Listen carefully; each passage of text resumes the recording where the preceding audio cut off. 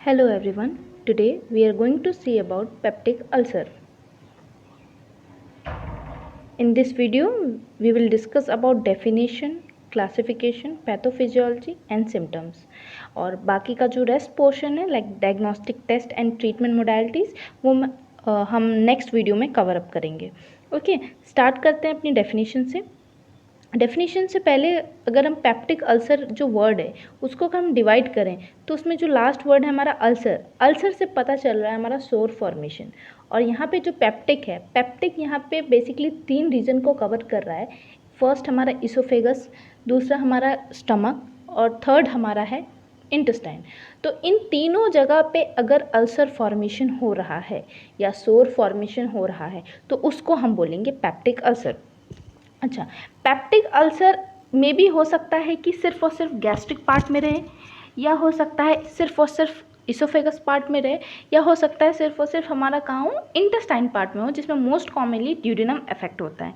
हो सकता है इन तीनों रीजन में हो सकता है किसी 2 रीजन में हो, या हो सकता है किसी एक रीजन में हो. अगर सिंगल पार्ट अफेक्टेड है, लाइक अगर हमारा सिर्फ इसोफेगस अफेक्टेड है तो हम उसे इसोफेजियल अल्सर कहेंगे. अगर हमारा स्टमक पार्ट अफेक्टेड है तो हम उसे गैस्ट्रिक अल्सर कहेंगे. अगर हमारा ड्यूडेनल पार्ट अफेक्टेड है तो हम उसे ड्यूडेनल अल्सर कहेंगे. ओके, तो यहाँ पे डेफिनेशन में क्या है, सोर that develops on the lining of the oesophagus, stomach और स्मॉल इंटेस्टाइन. जैसे हमने देखा कि सोर जो डेवलप होते हैं कहाँ पे, इसोफेगस में, स्टमक में या स्मॉल इंटेस्टाइन में अगर डेवलप हो रहे हैं तो उसको हम पेप्टिक अल्सर कह सकते हैं. नेक्स्ट लाइन में, ulcer occur when the stomach acid damage the lining of the digestive tract. अब आपको पता है कि जो हमारा ये जो जीआई है वो उसमें हमारा क्या क्या आता है, इसोफेगस से हम अगर इंटेस्टाइन तक की बात करें तो ये पूरा हमारा जीआई ट्रैक होता है. और इसमें जो हमारी लाइनिंग होती है, म्यूकोजल लाइनिंग होती है, हमारी पूरी जीआई में क्या होती है, म्यूकोजल लाइनिंग होती है. और गैस्ट्रिक एसिड या फिर हम कह सकते हैं जो स्टमक में एसिड रिलीज़ होता है, ऑलरेडी आप लोग को पता होगा HCl रिलीज़ होता है. तो अगर HCl ज़्यादा अमाउंट में रिलीज़ हो गया या किसी भी कॉज की वजह से वो जो हमारी लाइनिंग है, म्यूकोजल लाइनिंग है, वो अगर डैमेज हो गई, आगे हम लोग फर्दर डिस्कस करेंगे क्या क्या कॉजेज़ है, लेकिन जो अभी हम जो यहाँ पे आप समझ लीजिए, यहाँ पे जो लाइनिंग होगी वो क्या हो जाएगी, डैमेज हो जाएगी किसी भी कॉज की वजह से. तो वो क्या कॉज कर सकती है, हमारा पेप्टिक अल्सर कॉज कर सकती है. लेकिन अगर बैक्टीरियल कॉज इसका हम देखें तो इसका मोस्ट कॉमन जो कॉज होता है वो क्या होता है, हेलिकोबैक्टर पाइलोरी. जो बैक्टीरिया जो होता है कौन सा, हेलिकोबैक्टर पाइलोरी, जिसको कॉमनली हम H पाइलोरी के नाम से भी जानते हैं. ओके, और ये जो अल्सर फॉर्मेशन जो भी जिस भी पार्ट में हो रहा है, इधर इसोफेगस, स्टमक और ड्यूडेनम, ये जो अल्सर होंगे ये ओपन टाइप के अल्सर होंगे. ओपन टाइप का मतलब जैसे समटाइम्स क्या होता है कि जब हमें किसी टाइप का इंजरी हो जाता है तो कट लगता है, तो उस टाइप के कट को हम क्या बोलते हैं, ओपन वुंड. तो यहाँ पे भी जो अल्सर होगा वो ओपन टाइप का होगा. अगर हम क्लोज टाइप के वुंड की बात करें तो कैसा हो सकता है, जैसे हमारे ब्लिस्टर्स हो जाते हैं किसी बर्न कंडीशन के बाद, जो ब्लिस्टर जिसको हम कॉमनली क्या बोलते हैं, छाले बोलते हैं, जिसमें हमारा फ्लूइड का एक्युमुलेशन हो जाता है. एक थिन लेयर क्या करी रहती है, उसको फ्लूइड को क्या करती है, कवर अप करके रखती है, कैप्सूल की तरह कवर अप करके रखती है. तो वो जो होगा हमारा क्लोज टाइप का रहेगा. लेकिन इस कंडीशन में क्या होगा, जो भी अल्सर फॉर्मेशन हो रहा है वो आपका ओपन टाइप करेगा. ओके, नेक्स्ट क्या है हमारा, क्लासिफिकेशन. ओके, क्लासिफिकेशन कैसा होता है कि क्लासिफिकेशन हम पढ़ने जा रहे हैं on the basis of location. Location के बेसिस में मतलब कि कहाँ पे बेसिकली अल्सर फॉर्मेशन हो रहा है. अल्सर फॉर्मेशन अब अभी तक समझ गए होंगे कि डिस्ट्रक्शन हो रहा है या फिर अल्सरेशन, जो डिस्ट्रक्शन या अल्सरेशन हो रहा है जीआई म्यूकोसा में, उसी को हम क्या कह रहे हैं, पेप्टिक अल्सर कह रहे हैं. अब ये कहाँ पे हो रहा है, अगर इसोफेगस में हो रहा है तो हम उसे इसोफेजियल अल्सर कहते हैं. इसोफेगस में मोस्ट कॉमनली पार्ट कौन सा अफेक्टेड होता है, लोअर जो पार्ट होता है, या फिर आप कह सकते हो जो जहाँ पे कार्डियक स्पिंचर होता है नियर अबाउट, वहाँ पे सबसे ज़्यादा पार्ट अफेक्टेड होता है. नेक्स्ट हम बात करें गैस्ट्रिक अल्सर. तो गैस्ट्रिक अल्सर क्या होता है, गैस्ट्रिक अल्सर यानी यहाँ पे हम लोग डिस्कस कर चुके हैं गैस्ट्रिक अल्सर कहाँ पे होता है, स्टमक में होता है. अब गैस्ट्रिक अल्सर में ये मेनली कहाँ अफेक्टेड होता है, पाइलोरिक एंट्रम में, जो हमारा पाइलोरिक एंट्रम जहाँ पे पाइलोरिक स्पिंचर होते हैं पाइलोरिक पार्ट में, वो वहाँ गैस्ट्रिक अल्सर वहाँ पे ज़्यादा अफेक्टेड होता है। नेक्स्ट हमारा ड्यूडेनल अल्सर। ड्यूडेनल अल्सर क्या होता है, जो ड्यूडेनम में अल्सरेशन हो जाता है, सोर फॉर्मेशन या डिस्ट्रक्शन हो जाता है जीआई म्यूकोजा का, तो उसे हम ड्यूडेनल अल्सर कहते हैं। और ये बेसिकली फर्स्ट पार्ट, जो ड्यूडेनम का फर्स्ट पार्ट होता है, स्पिंचर ऑफ ओडाई, आपने पढ़ा होगा कि यहाँ पे स्पिंचर प्रेजेंट होता है, तो वहाँ उसके पास या नियर अबाउट, उस स्पिंचर के नियर अबाउट क्या होगा, अगर अल्सर फॉर्मेशन हो रहा है तो उसको हम ड्यूडेनल अल्सर कहेंगे। ओके,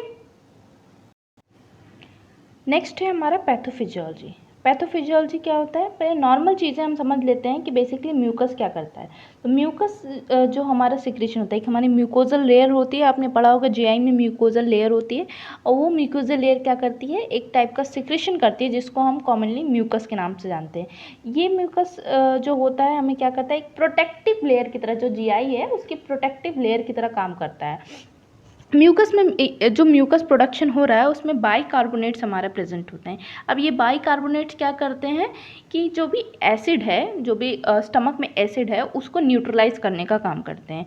आप जानते होंगे कि आपने कॉमनली सुना होगा कि हम जब भी कुछ इनटेक करते हैं तो HCl का प्रोडक्शन होता है, और म्यूकस की वजह से, जो म्यूकस की लेयर होती है उसकी वजह से हमारा जो स्टमक पार्ट है वो डैमेज नहीं होता है। क्यों डैमेज नहीं होता है, इसका रीज़न ये है कि जो म्यूकस है उसमें क्या प्रेजेंट होता है, हमारा बाइकार्बोनेट आयन प्रेजेंट होता है। ये बाइकार्बोनेट आयन क्या करता है, न्यूट्रलाइज कर देता है जो एसिडिक मीडियम है या जो एसिड प्रोड्यूस हो रहा है उसको न्यूट्रलाइज कर देता है, जिसकी वजह से जो वहाँ का कह सकते हैं आप एटमॉस्फेयर है वो कैसा हो जाता है, बेसिक या न्यूट्रल हो जाता है। न्यूट्रल तो नहीं कहेंगे, लेकिन एक बेसिक कैरेक्टरिस्टिक या बेसिक एटमॉस्फेयर वहाँ पे हो जाता है। उसके बाद नेक्स्ट है कि अगर ये किसी वजह से, लाइक अगर हमारा किसी भी वजह से अगर जो हमारी प्रोटेक्टिव लेयर है जिसको हम म्यूकस लेयर कह रहे हैं, अगर वो डैमेज हो जाती है तो वो क्या कन्वर्ट कर सकता है, वो एक रिजल्ट कह सकते हैं, उसका रिजल्ट क्या हो सकता है, पेप्टिक अल्सर में कन्वर्ट हो सकता है। अभी हमने ऑलरेडी देख चुके हैं कि अगर इसोफेगस में होगा तो उसे इसोफेजियल अल्सर कहेंगे, स्टमक में होगा तो उसे हम गैस्ट्रिक अल्सर कहेंगे, सेम वे अगर ड्यूडेनम में होगा तो हम उसे ड्यूडेनल अल्सर कहेंगे, राइट। और कलेक्टिवली हम क्या कह सकते हैं, अगर तीनों जगह पे हैं तो उसे हम पेप्टिक अल्सर कह रहे हैं। तो अगर कहीं पे भी म्यूकोजल डैमेज हो रहा है तो उसको हम क्या कहेंगे, पेप्टिक अल्सर बोलेंगे। नेक्स्ट है कि जो लास्ट लाइन है उसमें लिखा है कि इसमें दो फैक्टर कंट्रीब्यूटिंग फैक्टर होते हैं जो क्या कॉज करते हैं, पेप्टिक अल्सर कॉज कर सकते हैं। कैसे कॉज कर सकते हैं कि अगर किसी भी टाइप का इम्बैलेंस हो रहा है दो फैक्टर में, अभी हम लोग आगे डिस्कस करेंगे कि कौन कौन से दो फैक्टर हैं। तो अगर दो जो फैक्टर हम पढ़ने वाले हैं उसमें अगर इम्बैलेंस हो रहा है किसी वजह से, तो वो कॉज कर सकता है पेप्टिक अल्सर। एक तो हमारा फर्स्ट है, हमारा कौन सा फैक्टर होता है, एक होता है हमारा एग्रेसिव फैक्टर एंड नेक्स्ट है हमारा प्रोटेक्टिव फैक्टर। ये दोनों ही फैक्टर क्या करते हैं, अगर ये दोनों ही फैक्टर अगर प्रेजेंट है तो पेप्टिक अल्सर होने के चांसेस हैं। अगर इम्बैलेंस फॉर्म में प्रेजेंट है तो पेप्टिक अल्सर होने के चांसेस ज़्यादा होते हैं, ठीक। पहला है एग्रेसिव फैक्टर। एग्रेसिव फैक्टर जैसे मतलब स्ट्रेट फैक्टर अगर हम बोलें, ये स्ट्रेट फैक्टर होते हैं। जैसे एच पाइलोरी, हमने देखा कि मोस्ट कॉमन कॉज क्या है बैक्टीरिया में, अगर माइक्रो ऑर्गेनिज्म की बात करें तो हमारा मोस्ट कॉमन कॉज होता है एच पाइलोरी, ठीक। नेक्स्ट हमारा क्या है, NSAID, non steroidal anti inflammatory drugs. ये ड्रग्स क्या करती हैं, बेसिकली ये ड्रग्स हमारी पेन किलर ड्रग्स होती हैं जिसमें स्टेरॉइड प्रेजेंट नहीं होते हैं, नाम से ही पता चला है नॉन स्टेरॉइडल है ये, तो ये पेन किलर ड्रग होती हैं। अब हम जब पेन किलर, ये ऐसी ड्रग जैसे हम पैरासीटामॉल ले रहे हैं, निमोसिलाइड ले रहे हैं, डाइक्लोफेनेक ले रहे हैं, तो ये सारी ड्रग क्या करती हैं, जो हमारे प्रोस्टाग्लैंडिन्स होते हैं, प्रोस्टाग्लैंडिन्स किसके लिए रिस्पॉन्सिबल होते हैं, पेन के लिए रिस्पॉन्सिबल होते हैं। इनका अदर फैक्टर भी होता है। तो ये जो प्रोस्टाग्लैंडिन्स होते हैं इसके कह सकते हैं आप, जो भी प्रोस्टाग्लैंडिन्स हो रहे हैं इनको ब्लॉक करते हैं, जो रिसेप्टर्स होते हैं प्रोस्टाग्लैंडिन के इनको ब्लॉक करते हैं। कौन ब्लॉक करता है, NSAID ब्लॉक करते हैं। तो जब ये प्रोस्टाग्लैंडिन को ब्लॉक करते हैं तो प्रोस्टाग्लैंडिन का तो एक काम है कि पेन सेंसेशन को इंड्यूस करना, सेकेंड ये काम है कि ये जो हमारा म्यूकस है उसको भी क्या करता है, प्रोड्यूस या सिक्रीशन में ये हेल्प करता है या स्टिमुलेशन में हेल्प करता है। तो अगर हम NSAID लेंगे, प्रोस्टाग्लैंडिन फिर क्या होगा, फिर ब्लॉक होगा, और प्रोस्टाग्लैंडिन ब्लॉक होगा तो फिर क्या हो सकता है, हमारा म्यूकस का प्रोडक्शन नहीं होगा, इम्पेयरमेंट हो जाएगा। तो उसकी वजह से जब म्यूकस का प्रोडक्शन नहीं होगा तो एसिड न्यूट्रलाइज नहीं होगा और एंड रिजल्ट क्या होगा, डैमेजिंग ऑफ जो लाइनिंग है, या फिर ulceration of GI mucosa. Next है गैस्ट्रिक एसिड। अब गैस्ट्रिक एसिड क्या होता है, हमारी बॉडी में सारी चीज़ें जो होती हैं बैलेंस अमाउंट में चलती हैं। ओके, अगर ये किसी वजह से कोई भी अगर एबनॉर्मलिटी होती है, तो अगर एसिड ज़्यादा हो जाएगा तो मेटाबॉलिक एसिडोसिस हो सकता है, मेटाबॉलिक एल्कोलोसिस हो सकता है, ये सारी चीज़ें कंडीशन आ सकती है। ज़्यादा कम हुआ अगर एसिड का। उसी तरीके से अगर गैस्ट्रिक एसिड ज़्यादा हो रहा है और म्यूकस का प्रोडक्शन नॉर्मल है, तो कंपेरेटिवली अगर बात देखें तो गैस्ट्रिक एसिड ज़्यादा हुआ ना, तो गैस्ट्रिक एसिड ज़्यादा होगा, म्यूकस का प्रोडक्शन नॉर्मल अमाउंट में होगा, तो उसकी वजह से क्या होगा, बैलेंस नहीं हो पाएगा। और गैस्ट्रिक एसिड इतने एबनॉर्मल अमाउंट में प्रोड्यूस हो रहा है और जो हमारा म्यूकस है वो नॉर्मल अमाउंट में प्रोड्यूस हो रहा है, तो न्यूट्रलाइज प्रॉपर अमाउंट में नहीं हो पाएगा, प्रॉपर तरीके से न्यूट्रलाइज नहीं कर पाएगा। और जब न्यूट्रलाइज नहीं हो पाएगा तो क्या होगा, धीरे धीरे डीजनरेशन या इरोजन होने लगेगा किसका, जीआई म्यूकोसा का। नेक्स्ट हमारा क्या है, प्रोटेक्टिव फैक्टर। प्रोटेक्टिव फैक्टर में क्या आता है, बाइकार्बोनेट, प्रोस्टाग्लैंडिन और ब्लड फ्लो। ऑलरेडी हम लोग देख चुके हैं कि बाइकार्बोनेट क्या काम करता है, न्यूट्रलाइज करने का काम करता है। नेक्स्ट हम प्रोस्टाग्लैंडिन भी देख चुके हैं कि एनसेड कैसे है ब्लॉक कर रहा था प्रोस्टाग्लैंडिन को, क्योंकि हमने देखा कि प्रोस्टाग्लैंडिन क्या कर रहा था, हमारा म्यूकस के प्रोडक्शन में हेल्प कर रहा था। नेक्स्ट है हमारा ब्लड फ्लो। ब्लड फ्लो क्या होता है, ब्लड फ्लो अब आपको पता है कि जितनी रिच ब्लड फ्लो होगा, अगर किसी भी बॉडी पार्ट में अगर ब्लड फ्लो का ऑब्स्ट्रक्शन हो रहा है तो वहाँ के पार्ट क्या होने लगेंगे, डैमेज होने लगेंगे, वहाँ जो टिश्यू नेक्रोसिस होने लगेगा।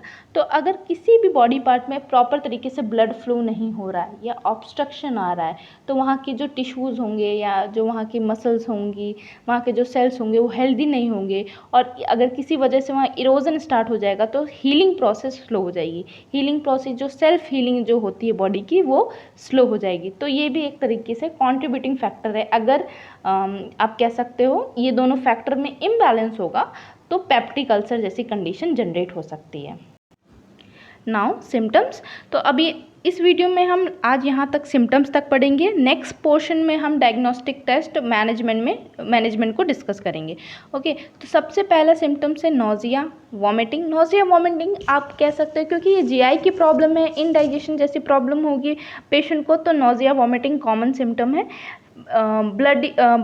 ब्लडी और डार्क टेरी स्टूल। ब्लडी डार्क टेरी स्टूल का मतलब है कि अगर पेशेंट अगर स्टूल पास करेगा तो स्टूल कैसा, उस स्टूल में क्या होगा, ब्लड प्रेजेंट होगा। क्यों ब्लड प्रेजेंट होगा, क्योंकि इंटेस्टाइन में जो सोर हैं वो कैसे हैं, ओपन सोर है, और मे बी अगर ये बहुत ज़्यादा सीवियर हो गया तो वहाँ की ब्लड वेसल्स भी रप्चर हुई होंगी, और रप्चर होने की वजह से क्या हो सकता है, जो भी स्टूल है उसके साथ ब्लड भी आ सकता है।